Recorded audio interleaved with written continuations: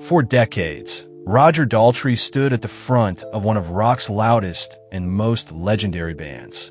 To millions of fans, he was the fearless voice of The Who, the man whose powerful vocals helped define an entire generation. On stage, he looked unstoppable. Off stage, he projected the image of a man who could survive anything. But behind that reputation was a story filled with violence, betrayal, devastating loss, and impossible choices.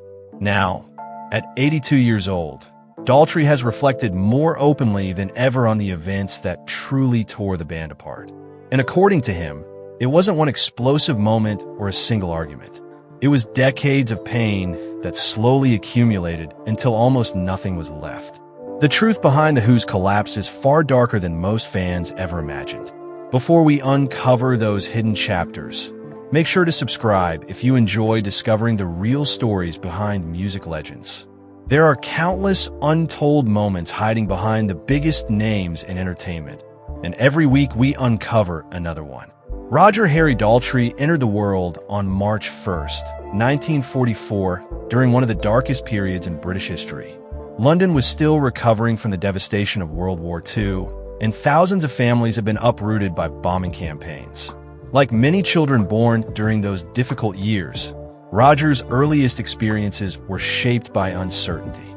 His father had been called away from military service, leaving his mother to manage alone through dangerous times.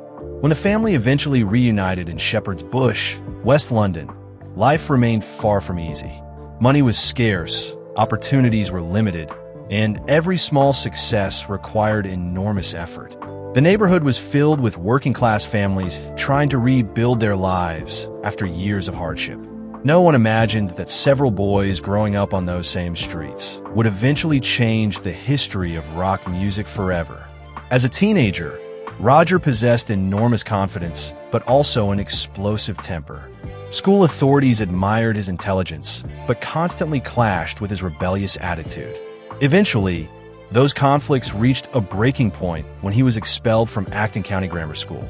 For many young people, expulsion marked the beginning of a downward spiral. For Roger Daltrey, it became the first turning point that redirected his entire future. Without school, he accepted work in a sheet metal factory. The repetitive labor paid the bills, but it offered little hope for a different future. Every day followed the same exhausting routine, and Roger quickly realized he wanted something much bigger than factory life. Instead of accepting his circumstances, he began teaching himself guitar with remarkable determination. His first instrument wasn't expensive or glamorous. Like countless aspiring musicians of the era, he started with whatever he could afford, practicing endlessly after long shifts at work. Music became more than entertainment. It became an escape route. Around the same time, Roger crossed paths with two classmates who would eventually define his life: Pete Townshend and John Entwistle. The three shared similar backgrounds, but brought completely different personalities into the group. Townshend possessed extraordinary songwriting ambition. Entwistle quietly developed into one of the most technically gifted bass players of his generation. Roger supplied relentless drive and natural charisma. The earliest versions of the band went through several different names before eventually becoming The Who. During those formative years, Roger naturally emerged as the leader. He booked performances, managed rehearsals, organized equipment, and often acted as the group's unofficial boss. His confidence convinced others to follow him, even when success seemed almost impossible. But leadership came with consequences. Roger's aggressive personality sometimes crossed dangerous lines. Friends and bandmates later admitted that physical fights weren't unusual during those early years. If someone challenged his authority, Roger often responded with his fists rather than words. Looking back decades later, even he acknowledged that youth, pride, and frustration often combined into destructive behavior. Ironically, the very qualities that helped build The Who also planted the seeds of future conflict. Everything changed once Pete Townshend's songwriting abilities became impossible to ignore. Songs like My Generation demonstrated a level of creativity that immediately separated The Who from dozens of other British bands. As Pete's compositions became central to their identity, the balance of power quietly shifted. Roger remained the public face of the group, but Pete increasingly controlled its artistic direction. That change wasn't always easy to accept. Behind closed doors, disagreements became more frequent. Roger preferred straightforward rock and roll energy, while Pete constantly pushed ambitious concepts and experimental ideas. Neither man lacked confidence. Both believed passionately in their vision. As success increased, so did the pressure surrounding every creative decision. The tension finally exploded during one infamous incident in Denmark in the mid-1960s. According to numerous accounts, Roger became furious after discovering drugs circulating within the group. Believing narcotics threatened both the band's future and their professionalism, he reportedly flushed pills belonging to drummer Keith Moon down a toilet. What might have been intended as a lesson instead ignited one of the biggest internal crises in the band's history. Keith erupted in anger. Pete sided with Keith. Roger suddenly found himself outnumbered. In an astonishing decision, the very band he had founded voted to fire him. For Roger, the experience was devastating. After sacrificing everything to build The Who from the ground up, he had been removed from the group he considered his life's work. The dismissal lasted only a short time, but its emotional impact never disappeared. Roger eventually apologized, promising to control his temper and work more collaboratively. He was welcomed back, but something fundamental had changed. From that moment forward, Roger understood that The Who no longer belonged to one man. It had become a fragile partnership held together by extraordinary talent and equally extraordinary conflict. That uneasy balance would produce some of the greatest music in rock history. It would also begin a chain of events that none of them could stop. Roger Daltrey returned to The Who determined to prove he belonged, and almost immediately the band's career reached heights none of them had imagined. Their concerts became louder, wilder, and more unpredictable than anything audiences had experienced before. Pete Townshend smashed guitars with theatrical fury. Keith Moon demolished drum kits with manic enthusiasm. John Entwistle stood almost perfectly still while producing thunderous bass lines that anchored the chaos around him. At the center stood Roger, swinging his microphone in enormous circles before unleashing a voice powerful enough to cut through the wall of sound surrounding him. To the outside world, they looked fearless. Inside the band, however, the cracks continued to widen. Roger later admitted that success didn't erase their differences. If anything, it magnified them.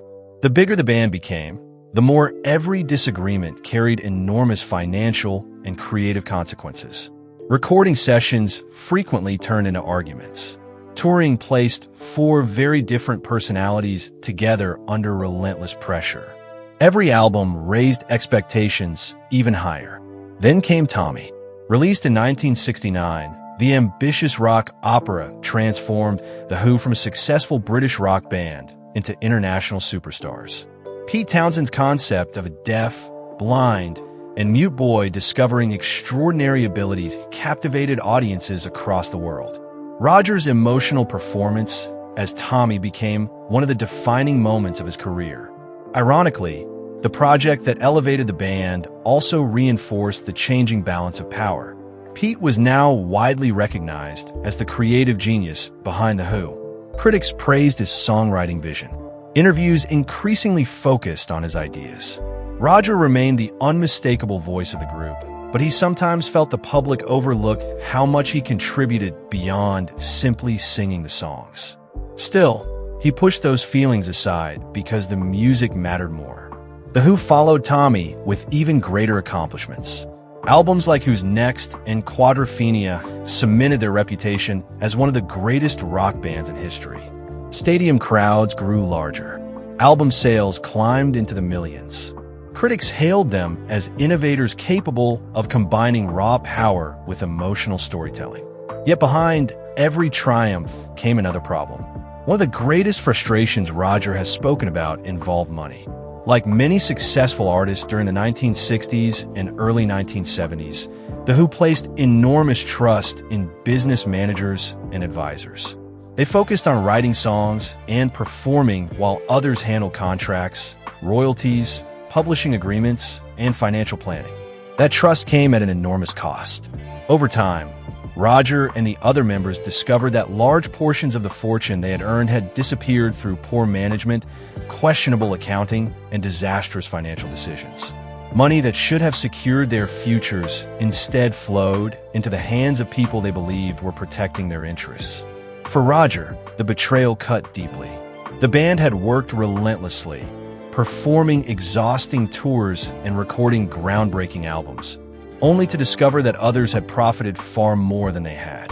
It reinforced an uncomfortable lesson that many musicians of his generation eventually learned. Success on stage did not guarantee security away from it. But financial betrayal wasn't the greatest threat facing The Who. That danger lived behind the drum kit. Keith Moon possessed astonishing musical talent. His explosive style revolutionized rock drumming, inspiring generations of musicians. Audiences adored his unpredictable personality, outrageous humor, and limitless energy. He seemed incapable of standing still, both on and off the stage.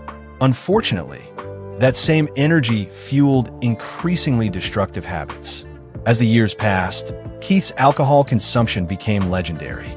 Stories of hotel destruction, reckless behavior, and outrageous pranks filled newspapers and magazines. Fans laughed at the tales because they sounded outrageous, almost cartoonish. Roger wasn't laughing. He watched his friend slowly lose control. Behind the headlines, Keith's dependence on alcohol and prescription medication continued to grow. What many dismissed as harmless rock and roll excess was becoming a genuine medical crisis. Roger later reflected that people often encouraged Keith's behavior because it entertained them. Few recognized or wanted to recognize that he was gradually destroying himself. Band meetings increasingly revolved around concerns over Keith's reliability. Would he arrive on time? Would he be sober enough to perform? Could he physically survive another demanding tour? No one had clear answers. Roger repeatedly tried to encourage discipline within the group, believing professionalism was the only way the band could survive. Yet his attempts often created new conflicts. Some saw him as controlling. Others believed he worried too much. Roger simply feared what would happen if no one confronted reality. Sadly, his fears proved justified. On September 7th, 1978, Keith Moon died from an accidental overdose after taking medication intended to help manage alcohol withdrawal. He was only 32 years old. For Roger, the news was almost impossible to process. Keith hadn't simply been the band's drummer. He had been part of their identity from the beginning. His unique style could never truly be replaced because nobody else approached music the way he did. His death left an emotional emptiness that no rehearsal or recording session could fill. The tragedy forced Roger to confront an uncomfortable truth. The band had spent years surviving one crisis after another, believing talent alone could overcome every obstacle. But extraordinary talent offered no protection against addiction, poor decisions, or mortality. Still, there was little time to grieve. The Who faced enormous public expectations. Fans wanted concerts. Promoters expected tours. Record companies wanted new music. Roger understood that stopping completely might mean the permanent end of everything they had built together. So the band attempted to move forward. New drummer Kenny Jones joined the lineup, bringing professionalism and experience. Yet everyone understood the chemistry had changed forever. Keith Moon's absence could never be erased. Every performance reminded Roger of what had been lost. And before the band had fully recovered from that devastating blow, another tragedy would leave an even deeper scar, one that Roger carried for the rest of his life.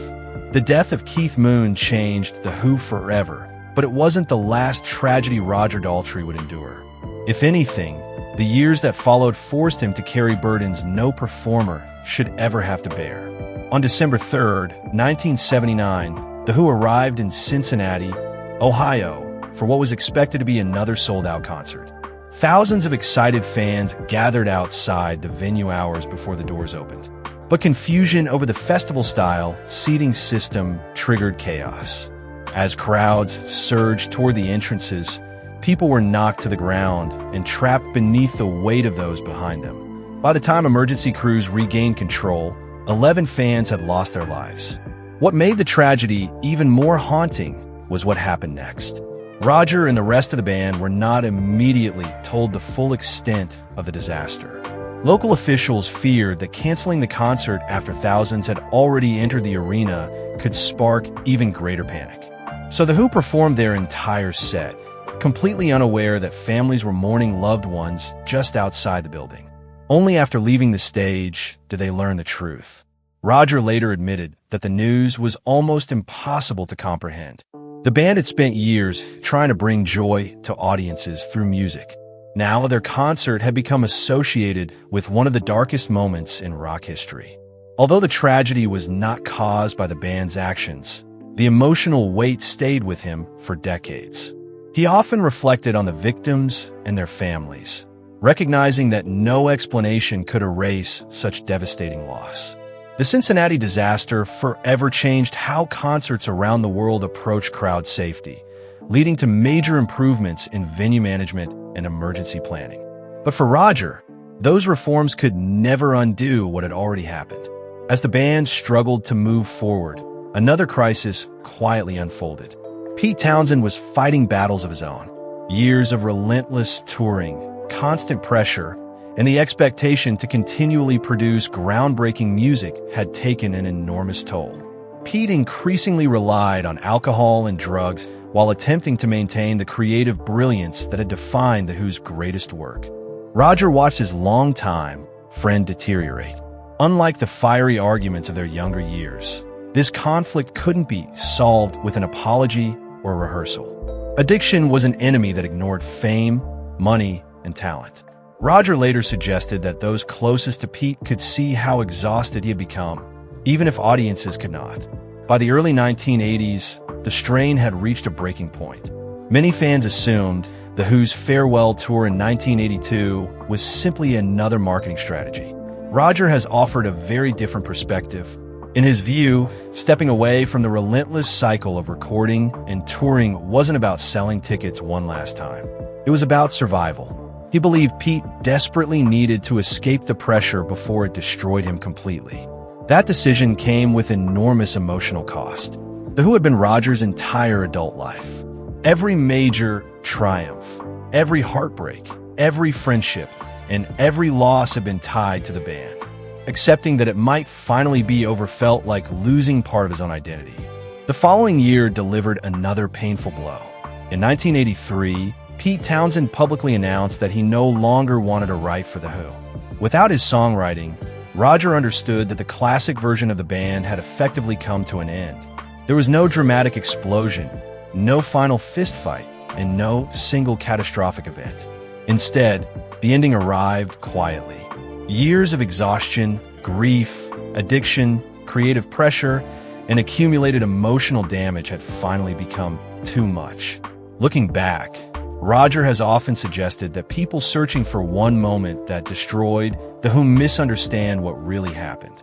The band wasn't broken by a single argument or one tragic incident. It was worn down over decades by countless wounds that never fully healed. Yet the story didn't end there. Like many legendary groups, The Who found themselves drawn back together at key moments. They reunited for Live Aid in 1985, reminding audiences why they had become one of rock's most celebrated acts. Additional tours followed in 1989 and the years beyond, allowing old fans to reconnect with music that had defined generations. Those reunions carried a different emotional tone. The youthful arrogance had largely disappeared. Instead, Roger and Pete performed with the understanding that time had become their greatest opponent. Then tragedy struck once again. In 2002, bassist John Entwistle died suddenly in Las Vegas, leaving Roger and Pete as the final surviving members of the band's classic lineup. Losing John reopened old wounds that had never completely healed after Keith Moon's death. Roger suddenly found himself carrying the memories of nearly every chapter of The Who's remarkable history. Rather than allowing grief to consume him, he searched for new purpose. One of the causes closest to his heart became Teen Cancer America and related charitable work supporting young people facing life-threatening illnesses. For Roger, helping others offered something the music industry never could, a sense that his experiences might create hope beyond the stage. Even his age brought new physical challenges. Roger refused to disappear quietly. By 2025, he openly joked during interviews and concerts that his hearing and eyesight were beginning to fail. Fans couldn't help noticing the irony. The man who became famous portraying Tommy, the deaf, blind, and mute boy, was now laughing about his own aging body with remarkable honesty. Perhaps that acceptance explains why Roger's reflections resonate so deeply today. At 82, he doesn't describe The Who as a band destroyed by one explosive moment. He describes it as a family that survived violence, betrayal, addiction, financial hardship, heartbreaking loss, and unimaginable tragedy for far longer than anyone thought possible. The real miracle wasn't that The Who eventually fractured. It was that they endured together for as long as they did. And perhaps that's the greatest truth Roger Daltrey has finally come to accept. Legends aren't built because everything goes right. They're built because extraordinary people somehow keep moving forward, even after almost everything has gone wrong. If this story gave you a new appreciation for Roger Daltrey and the incredible legacy of The Who, let us know in the comments. And don't forget to subscribe for more untold stories behind the world's greatest music legends.